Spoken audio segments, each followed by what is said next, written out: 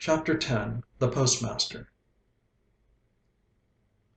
The postmaster first took up his duties in the village of Ullapoor.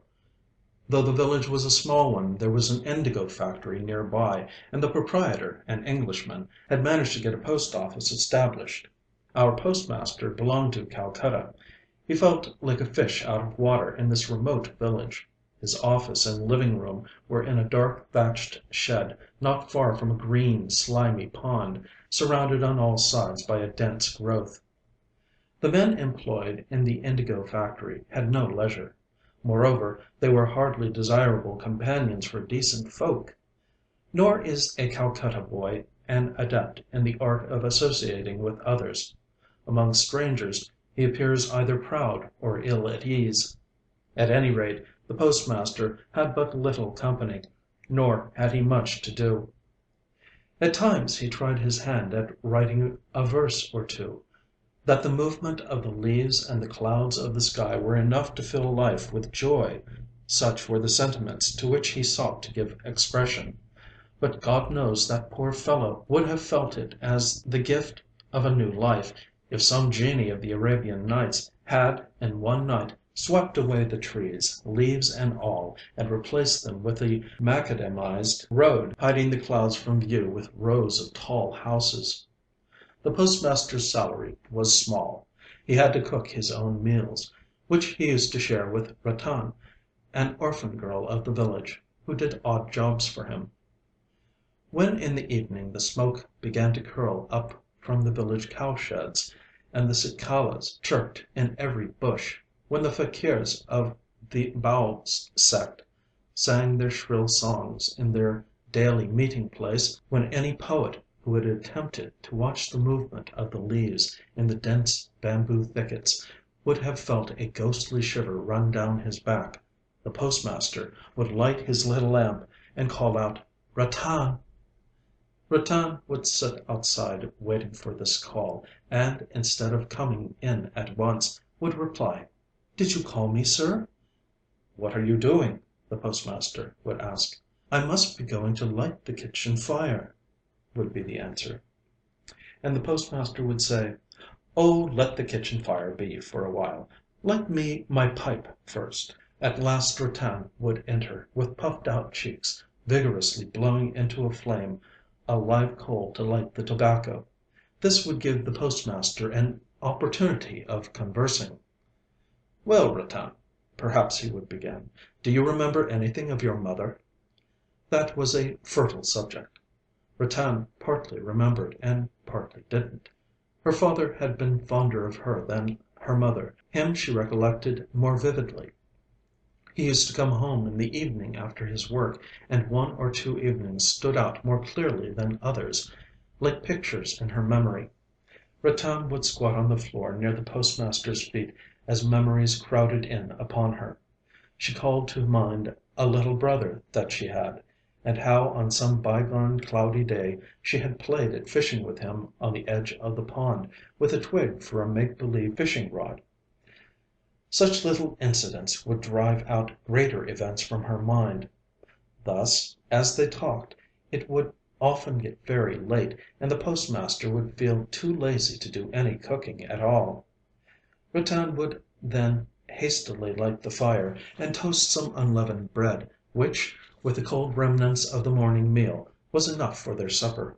On some evenings, seated at his desk in the corner of the big empty shed, the postmaster too would call up memories of his own home, of his mother and his sister, of those for whom in his exile his heart was sad, memories which were always haunting him, but which he could not talk about with the men of the factory, though he found himself naturally recalling them aloud in the presence of the simple little girl.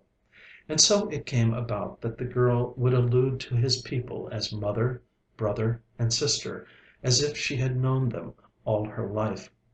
In fact, she had a complete picture of each one of them painted in her little heart.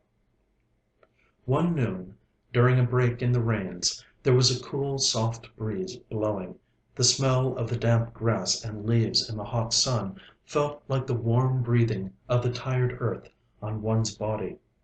A persistent bird went on all the afternoon repeating the burden of its one complaint in Nature's audience chamber. The postmaster had nothing to do. The shimmer of the freshly washed leaves and the banked up remnants of the retreating rain clouds were sights to see, and the postmaster was watching them, and thinking to himself, "Oh, if only some kindred soul were near, just one loving human being whom I could hold near my heart." This was exactly, he went on to think, what that bird was trying to say, and it was the same feeling which the murmuring leaves were striving to express. But no one knows, or would believe, that such an idea might also take possession of an ill-paid village postmaster in the deep, silent midday interval of his work. The postmaster sighed, and called out "Ratan." Ratan was then sprawling beneath her guava tree, busily engaged in eating unripe guavas. At the voice of her master she ran up breathlessly, saying, "Were you calling me, Dada?" "I was thinking," said the postmaster, "of teaching you to read." And then for the rest of the afternoon he taught her the alphabet. Thus in a very short time Ratan had got as far as the double consonants. It seemed as though the showers of the season would never end. Canals, ditches, and hollows were all overflowing with water. Day and night the patter of rain was heard, and the croaking of frogs. The village roads became impassable, and marketing had to be done in punts. One heavily clouded morning the postmaster's little pupil had been long waiting outside the door for her call, but, not hearing it as usual, she took up her dog-eared book and slowly entered the room. She found her master stretched out on his pallet, and, thinking he was resting, she was about to retire on tiptoe, when she suddenly heard her name. "Ratan." She turned at once and asked, "Were you sleeping, Dada?" The postmaster in a plaintive voice said, "I am not well. Feel my head. Is it very hot?" In the loneliness of his exile and in the gloom of the rains, his ailing body needed a little tender nursing. He longed to remember the touch on the forehead of soft hands with tinkling bracelets, to imagine the presence of loving womanhood, the nearness of mother and sister. And the exile was not disappointed. Ratan ceased to be a little girl.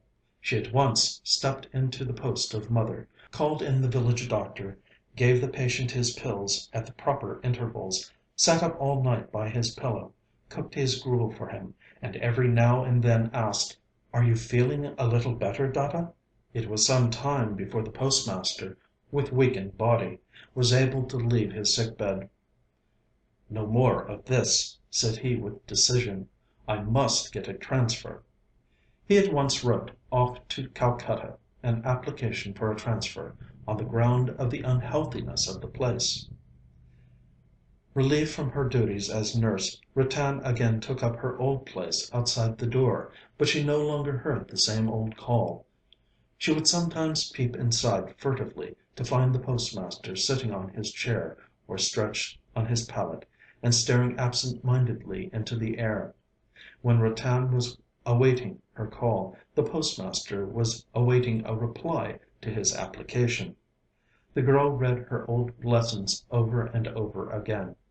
Her great fear was lest when the call came she might be found wanting in the double consonants. At last, after a week, the call did come one evening. With an overflowing heart, Ratan rushed into the room with her "Were you calling me, Dada?" The postmaster said, "I am going away tomorrow, Ratan." "Where are you going, Dada?" "I am going home." "When will you come back?" "I am not coming back." Ratan asked no other question. The postmaster, of his own accord, went on to tell her that his application for a transfer had been rejected, so he had resigned his post, and was going home.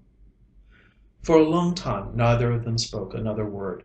The lamp went on dimly burning, and from a leak in one corner of the thatch, water dripped steadily into an earthen vessel on the floor beneath it. After a while Ratan rose, and went off to the kitchen to prepare the meal, but she was not so quick about it as on other days. Many new things to think of had entered her little brain. When the postmaster had finished his supper, the girl suddenly asked him, "Dada, will you take me to your home?" The postmaster laughed.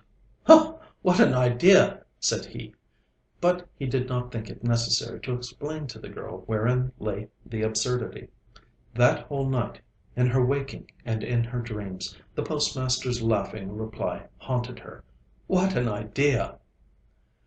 On getting up in the morning, the postmaster found his bath ready. He had stuck to his Calcutta habit of bathing in water drawn and kept in pitchers, instead of taking a plunge in the river as was the custom of the village. For some reason or other, the girl could not ask him about the time of his departure, so she had fetched the water from the river long before sunrise, that it should be ready as early as he might want it. After the bath came a call for Ratan. She entered noiselessly, and looked silently into her master's face for orders. The master said, "You need not be anxious about my going away, Ratan. I shall tell my successor to look after you."